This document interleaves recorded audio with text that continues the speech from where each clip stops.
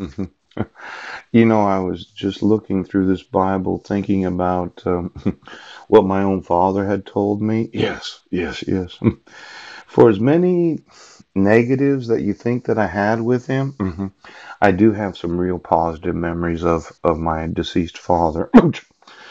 And as much as I didn't believe what he was saying, I actually did believe him. Pooh, he didn't have any really reason to lie to me. In fact, I found him very honest. Yes. Now, my own father, yes, was a very honest person when talking to me. He didn't see any reason to lie to me as his son. He was right. Pooch, the next morning waking up, yeah, I couldn't see clearly. Now, we did have an end of life experience, yes, but the truth of the matter is, at the end of his life, after the alcoholism, the cirrhosis of the liver, the losing of his leg, yeah, he was a little distraught. And I really did not embrace what he was saying to me at that time because I had a lot of really good experiences with him growing up. Phew. Now, in Acts chapter 11, yes, and the apostles and brethren that were in Judea heard, that the Gentiles had also received the word of God.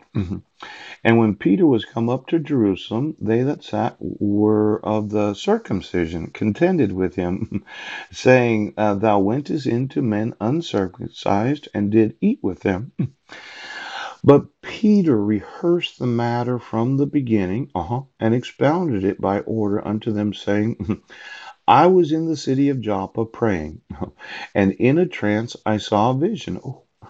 A certain vessel descended as it had been a great sheet let down from heaven by four corners. And it came even to me, upon the which, when I had fastened mine eyes, I considered and saw four-footed beasts of the earth, and wild beasts, and creeping things, and fowls of the air. And I heard a voice saying unto me, Arise, Peter, slay and eat. But I said, Not so, Lord, for nothing common or unclean hath at any time entered into my mouth. But the voice answered me again from heaven, What God hath cleansed, thou call not thou common. That call not thou common. Yes. This was done three times. Ooh. And all were drawn up again into heaven. Now, I want to mention, yes, that circumcision for me is very important. Pooch. I know that my five sons are circumcised because I made sure of it. But there are some of those in the family that thought they'd use my genetics. Yes. Giuseppe? Ooh. I want every biological child in my custody today. Yes.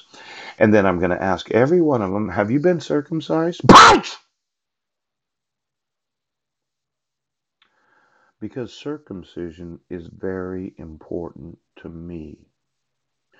Now, for all of you that thought, well, we're going to cover this up, there are certain children that I want to speak to, yes, that I said I was going to change their name. And if they're little boys, I'm going to want them circumcised because I don't think, yes, you considered circumcision important. Poop. Now, I do this for multiple reasons, really. Yes, he does. See, my circumcision is a little different than the circumcision that my sons received. I have a large scar on the back of my penis. Yes. And I think that my grandfather, Edward Budnick, had some influence in exactly how my penis was circumcised. Now, we've been using the Bell method of circumcision, and I didn't really think about how should we be circumcising boys. Could you give me every circumcision? Yes. Of every male child in the United States. Oh, and then when you get that because of the birth certificates, give me all of those that are not circumcised. Now, let's say that I wanted the penises of every male child to be larger than they are.